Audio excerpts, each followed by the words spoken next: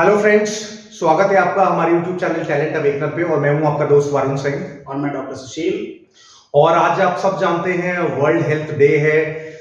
लोगों को अवेयरनेस मिले उन्हें हेल्थ के बारे में और वो अपनी हेल्थ को बेहतर बना सके।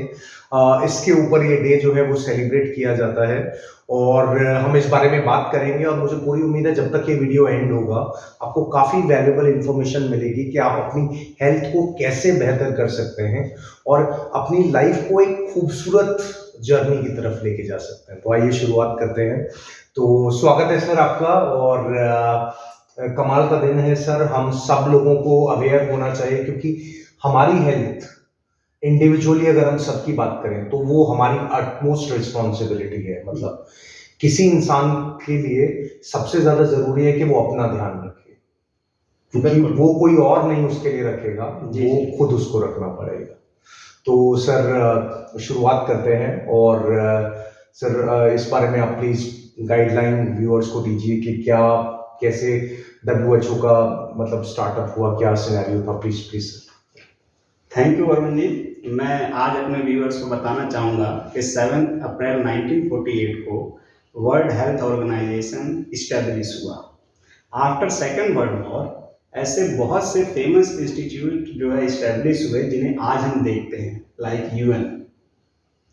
हुआ क्या था कि सेकेंड वर्ल्ड वॉर के दौरान बहुत सारे लोगों की जान गई। तो लोगों में हेल्थ के प्रति एक अवेयरनेस फैलाने के लिए और लोग अपने हेल्थ का ध्यान रखें, इसके लिए WHO को इस्टेब्लिश किया गया। 7 अप्रैल 1948 के बाद जब वो इस्टेब्लिश हुआ, 7 अप्रैल 1950 से पर ईयर हम वर्ल्ड हेल्थ डे मनाने लगे। जिसका मोटो यही था कि लोग अपने हेल्थ को लेकर जागरूक हों और डे बाय डे अपना ध्यान रखें। इस बार के वर्ल्ड हेल्थ डे की थीम जो है हेल्थ फॉर ऑल है। आप देख सकते हैं कि 1950 के बाद से ऐसी बहुत सी नई बीमारियां आई जब जिनका जानकारी हमें 1950 में नहीं थी। कुछ ऐसी बीमारियां भी हैं जो वास्तव में बीमारियां लगती नहीं है लेकिन वो बीमारी है, जैसे ओबेसिटी। जी बिल्कुल सर। लाइफस्टाइल चेंज हुआ, टेक्नोलॉजी का डेवलपमेंट हुआ, साइंस एडवांस हुआ, बस कहीं ना कहीं हेल्थ के मामले में हम पिछड़े। नो डाउट मेडिकल फील्ड के डेवलपमेंट से हमारी पॉपुलेशन बढ़ी, लेकिन उसके साथ साथ हम बीमारियां भी लेके आए। और बहुत ही लेटेस्ट बीमारी जो अभी हम सब ने देखी है वो कोविड। बिल्कुल सर। जिसके बारे में हमने पहले कभी नहीं सुना था। और ये ऐसी वर्ल्ड लेवल की बीमारी थी कि सभी लोग, सभी कंट्री जिससे जो है प्रभावित हुए। तो इसीलिए वर्ल्ड हेल्थ ऑर्गेनाइजेशन पहले भी रेलिवेंट था और जब उसका इस्टेब्लिशमेंट का 75 ईयर्स हम सेलिब्रेट कर रहे हैं तो उसकी रेलिवेंस आज भी है। बिल्कुल बिल्कुल जी जी। सर जी सर प्लीज। वरुण जी, एक चीज और, जैसे हेल्थ को लेके कॉन्शियस रहना है। तो आपको देख के लगता है आप एक हेल्दी पर्सन हैं, तो आप बताइए कि आप हेल्थ या एक हेल्दी पर्सन से क्या समझते हैं। Sir first of all thank you very much, आपने ये मौका दिया कि मैं इस बारे में बात कर सकूं। तो सबसे पहले तो मैं व्यूअर्स को एक बात शेयर करना चाहूँगा। जैसे अभी सर बता भी रहे थे, WHO के बारे में बात करी गई, बताया गया कि कैसे कैसे धीरे धीरे अवेयरनेस पहुंची आगे। हमने स्टार्टिंग में वीडियो के एक बात बोली थी कि हर इंडिविजुअल की ये रिस्पॉन्सिबिलिटी है कि वो अपनी हेल्थ का ध्यान रखे।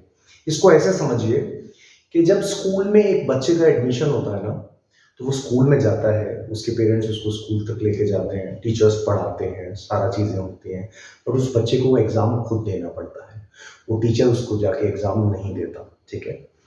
तो जब हेल्थ की बात आती है ना, डॉक्टर्स हैं जो एक्सपर्ट्स हैं जो आपकी बीमारी का इलाज करते हैं, मगर जागरूकता इस बात की कि आपको अपना ध्यान रखना है हेल्थ का, वो आपको खुद करना पड़ेगा, क्योंकि आप ही अपने साथ रहते हैं ना हमेशा।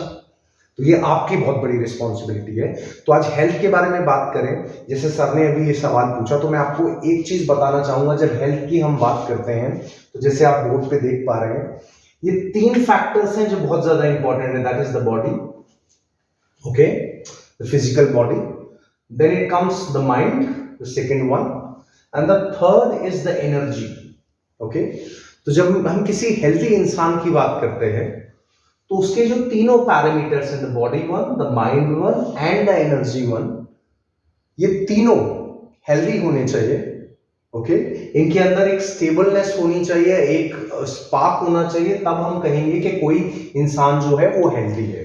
ठीक है, इसको मैं एक बड़े सिंपल एग्जांपल से समझाऊंगा जो आपको और अच्छी तरीके से समझ में आ जाएगा। जब एक लेडी प्रेग्नेंट होती है ना और एक लाइफ दुनिया में आने वाली होती है, तो कभी थोड़ा रिकॉल करिए, मेरे ख्याल से जो मदर्स इस वीडियो को देख रहे होंगे वो सबसे बेहतर तरीके से समझ जाएंगे कि उनको सबसे ज्यादा पता है क्या इंस्ट्रक्शन दी जाती है कि बेटा, एक तो आप जो खाना खाओ ना उसका बहुत ज्यादा ध्यान रखना, क्योंकि जो खाना आप खाओगे ना वो बेबी को भी मिलेगा। सो मेक श्योर आपको क्या नहीं खाना है और क्या खाना है, इस बात का ध्यान रखिए।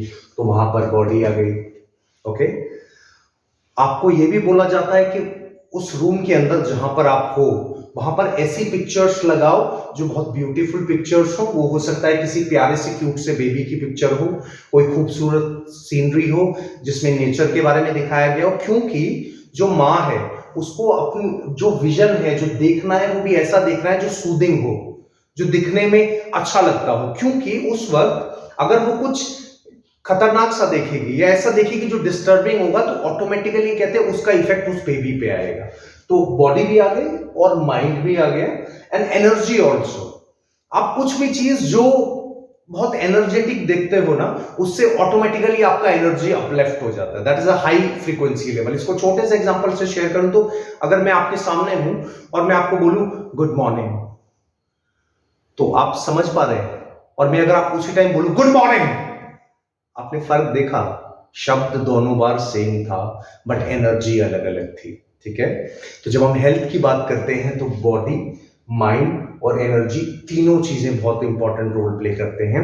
और जैसे मैंने मदर वाला एग्जांपल लिया, तो जैसे मदर को कहा जाता है कि इन तीन चीजों का ध्यान रखो क्योंकि वो बेबी के ऊपर इफेक्ट आएगा। तो जब वो बेबी दुनिया में आ जाता है और जैसे जैसे वो बड़ा होता है, अब उसके ऊपर क्या रिस्पॉन्सिबिलिटी आती है कि अब जैसे माँ ने वो प्रोसेस फॉलो करी वैसे उसको ध्यान रखना है। अब इसको थोड़ा सा और डीप में समझते हैं, बॉडी की बात करते हैं। एवरी सिंगल डे जो भी आप अपने अंदर इनटेक डालते हैं ना, उसका ऑटोमेटिकली इफेक्ट पड़ता है आपकी बॉडी के ऊपर। जैसे मैं छोटा सा एग्जांपल सर से पूछना चाहूंगा, सर आप बाइक, एक्टिवा, कार आप ये सब चलाते होंगे, तो जब आप पेट्रोल डलवाते हैं उसमें, ठीक है, या कार में अगर डीजल की कार है डलवाते हैं, तो क्या आप ये चूज करते हैं कि क्वालिटी कॉम्प्रोमाइज भी हो तो चलेगा, या बेस्ट क्वालिटी आप चाहते हैं कि यूज करी जाए? नहीं वरुण जी, बिल्कुल सही, बेस्ट क्वालिटी ही यूज की जानी चाहिए। उसके पीछे रीजन सर क्यों? ताकि हमारा जो व्हीकल है उसकी लाइफ ज्यादा चले। लाइफ ज्यादा चले। जी। ओके, तो मतलब वो जो मशीन है अगर उसमें हम अच्छी क्वालिटी का फ्यूल डलवाएंगे तो उसकी लाइफ बढ़ जाएगी, और अगर हम दूसरी तरफ वो क्वालिटी में कॉम्प्रोमाइज कर देंगे तो बट ऑब्वियस है वो मशीन को खराब कर देंगे। बिल्कुल एकदम सही। ओके, तो सर ने इतना खूबसूरत जवाब दिया कि मेरा जो वो व्हीकल है मैं उसका ध्यान रखूंगा और उसकी क्वालिटी अच्छी रखने के लिए अच्छा फ्यूल डलवाऊंगा। ठीक है, ये जो बॉडी है इट्स अ ब्यूटीफुल मशीन जो हमें क्रिएटर के थ्रू मिली है। ठीक है, और आप थोड़ा सा नोटिस करिए, सर ने बोला कि वो अच्छा फ्यूल डलवाने से उसका लाइफ स्पैन बढ़ जाता है जो व्हीकल होता है।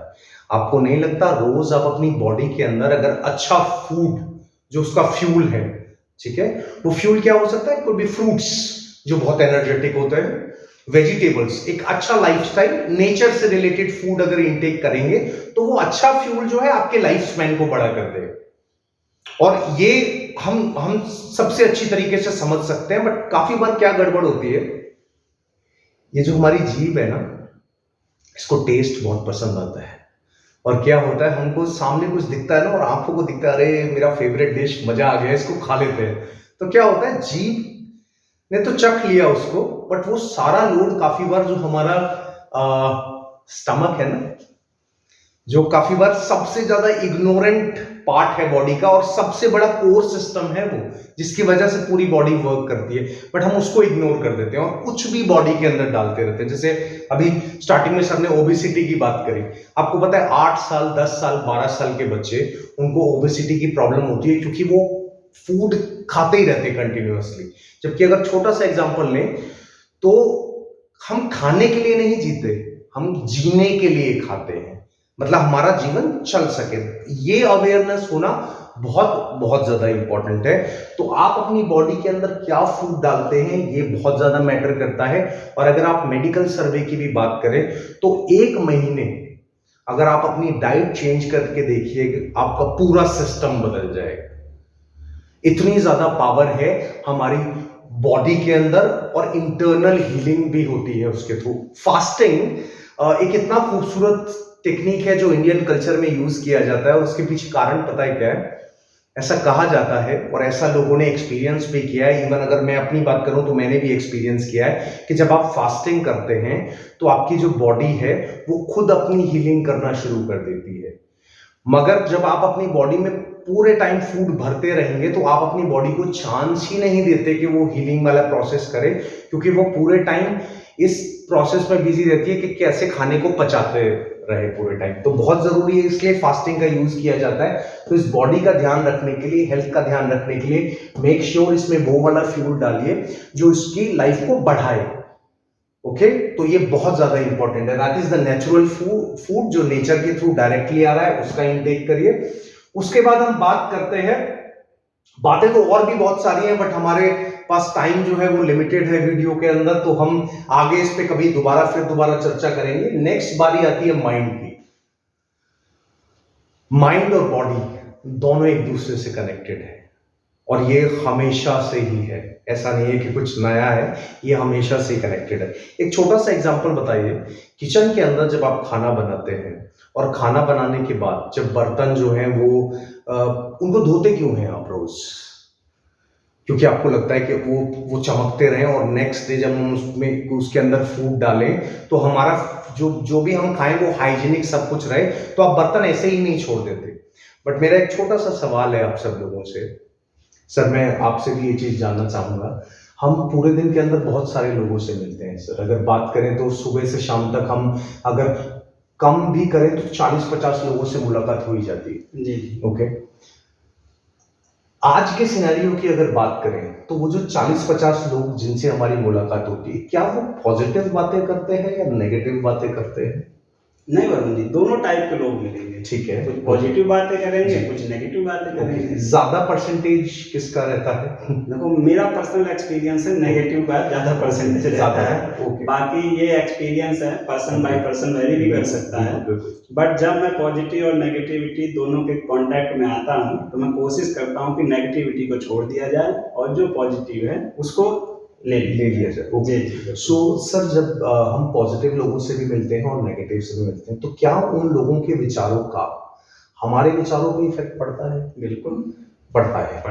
मतलब हम जिनसे मिलेंगे उनसे नकारात्मक विचार भी, दैट इज नेगेटिव, और पॉजिटिव थॉट्स भी हमारी तरफ आएंगे। हाँ, इसमें आपको बताना चाहूंगा, अगर हम नेगेटिव हैं जी तो जैसे माइनस है ना, बिल्कुल, तो वैसे ही नेगेटिव अगर हम रहेंगे, हम डिप्रेशन में रहेंगे तो हमें नेगेटिव चीजें ज्यादा अट्रैक्ट करेंगे। अगर हम पॉजिटिविटी से भरे हुए हैं, माइंड सेट हमारा क्लियर है कि नहीं हमें पॉजिटिविटी की तरफ आगे बढ़ना है, तो हम नेचर से या पर्सन से वो पॉजिटिव थॉट्स लेंगे। Okay, thank you sir. तो सर ने एक बात बोली कि हम पूरे दिन के अंदर पॉजिटिव लोगों से भी मिलते हैं और नेगेटिव लोगों से भी मिलते हैं, दोनों लोगों का हमारे विचारों पर भी इफेक्ट आता है। एक छोटी सी बात इसमें ऐड करूंगा, आपने बहुत बार नोटिस किया होगा, आपने भी, मैं भी ये चीज करता हूँ, सर भी बहुत बार करते होंगे कि कहीं ट्रेवल करके आए और घर पहुंचे ना और कपड़े ऐसे पूरे धूल मिट्टी में हुए हैं, तो पता है क्या करते हैं हम लोग? अगर हमने खाना नहीं खाया हुआ ना उस टाइम और भूख लग रही है तो पहले बोलते हैं, काम करते हैं, शावर लेके आते हैं, उसके बाद खाना खाएंगे, जिससे वो जो धूल मिट्टी है ना वो हट जाए और हम जब खाना खाएं तो बड़े सुकून से हम खाना खा सकें। ओके, मेरा एक छोटा सा सवाल है, हम अपनी बॉडी को क्लिनसिफाई करने के लिए उस वक्त अपनी धूल मिट्टी हटाते हैं जो माइंड पे रोज हम इतने सारे लोगों से मिलते हैं जहां पे पॉजिटिव थॉट्स, मगर सर ने बोला नेगेटिव थॉट्स ज्यादा आते हैं, ठीक है, हम क्या माइंड की क्लीनिंग करते हैं? किचन में जो आप बर्तन यूज कर रहे हैं उनकी सफाई कर रहे हैं, आप अपने आप से पूछिए क्या रोज आप अपने माइंड की सफाई कर रहे हैं? क्योंकि अगर आप ऐसा नहीं करेंगे तो आप क्या करेंगे, रोज आपके माइंड के अंदर जो एक बर्तन है उसके अंदर रोज नेगेटिव चीज आती जा रही है, रोज नेगेटिव चीज आती जा रही है। जैसे एक छोटा सा एग्जांपल लीजिए, आज आप किसी से मिलते हैं और आप कुछ नया अपनी लाइफ में करने जा रहे हैं जो हो सकता है बहुत चैलेंजिंग हो, बट आपको अंदर पूरा भरोसा है कि आप इसको कर लेंगे। और आप उसी दिन 10 लोगों से मिले जिनमें से 7 लोगों ने आपको बोला कि तुम नहीं कर पाओगे। ठीक है, 7 लोगों ने बोला तुम नहीं कर पाओगे। आप घर आए और आपको थोड़ी देर के अंदर, अगर आपने कोई ऐसा टेक्निक या क्लिनसीफाइंग टूल नहीं यूज किया जिससे कि आप उस नेगेटिव थॉट को हटा सको जो 7 लोगों ने आपके अंदर भरा है, आपको भी कुछ टाइम बाद यकीन होने लगेगा कि हाँ मैं नहीं कर सकता, क्योंकि उन 7 लोगों ने बोला है कि हम नहीं कर सकते।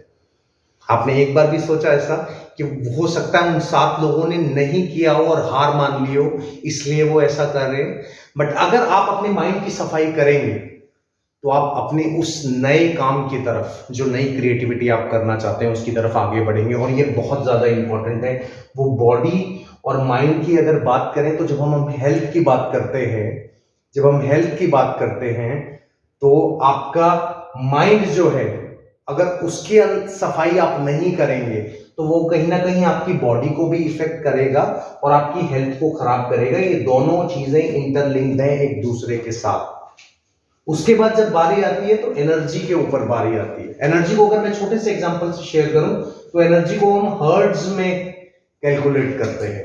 ठीक है, और सर ने अभी एक छोटा सा एग्जांपल बोला था कि आप उस चीज को अपनी तरफ अट्रैक्ट करते हैं जो आपका थॉट प्रोसीजर होता है। अगर मैं आज सोच के बैठ जाऊं कि मैं कमजोर हूं और मैं कुछ नहीं कर सकता, तो मैं यूनिवर्स को एक मैसेज देता हूं कि मेरे अंदर शक्ति नहीं है, मुझे खुद पर यकीन नहीं है, मैं कुछ नहीं कर पाऊंगा। और याद रखिए, फिर यूनिवर्स की तरफ से मेरे आसपास वही लोग आएंगे और वही थॉट्स आएंगे जिसमें मुझे ऐसा महसूस होगा कि हाँ मैं सचमुच में बहुत कमजोर हूं, मेरे से कुछ नहीं हो पाएगा।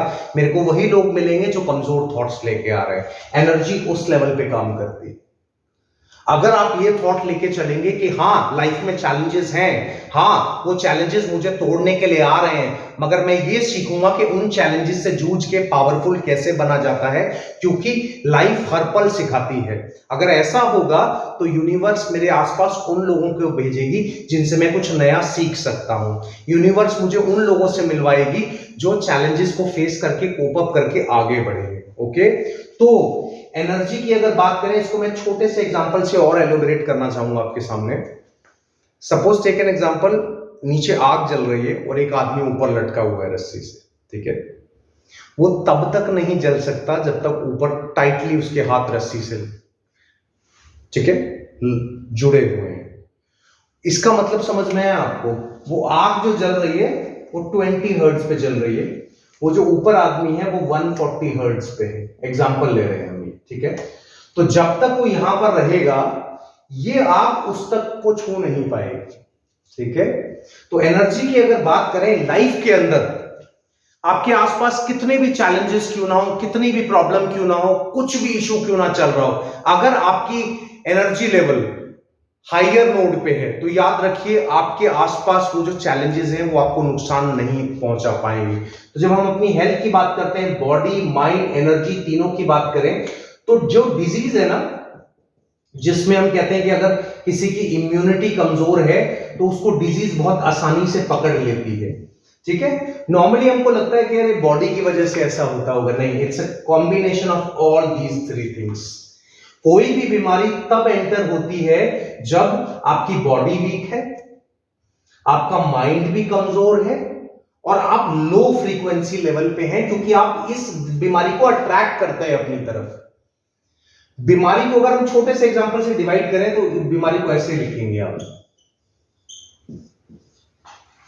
ये आप देख भी पा रहे हैं, डिस प्लस ईज, मतलब जहां मेरा ईज, जहां मेरी स्टेबिलिटी, जहां मैं अनकंफर्टेबल हो गया, जहां मैंने इजीनेस गंवा दी अपनी, जहां मैंने चीजों पे बर्डन ले लिया, जब जब मैं ऐसा करूंगा तो डिजीज मेरी लाइफ में मेरा स्वागत करने के लिए मुझे तैयार मिलेगी। और ये इसलिए रिलेटेड है क्योंकि माइंड यहाँ पर आ गया, यहाँ पे बॉडी आ गई, यहाँ पे एनर्जी आ गई, तो तीनों का कॉम्बिनेशन बहुत ज्यादा मैटर करता है। अगर आप किसी पॉजिटिव इंसान को देखेंगे जो पॉजिटिव रहता है, जो चैलेंजेस को स्ट्रांगली फेस करता है, आई गारंटी यू आपको उसकी इम्यूनिटी हमेशा स्ट्रांग मिलेगी।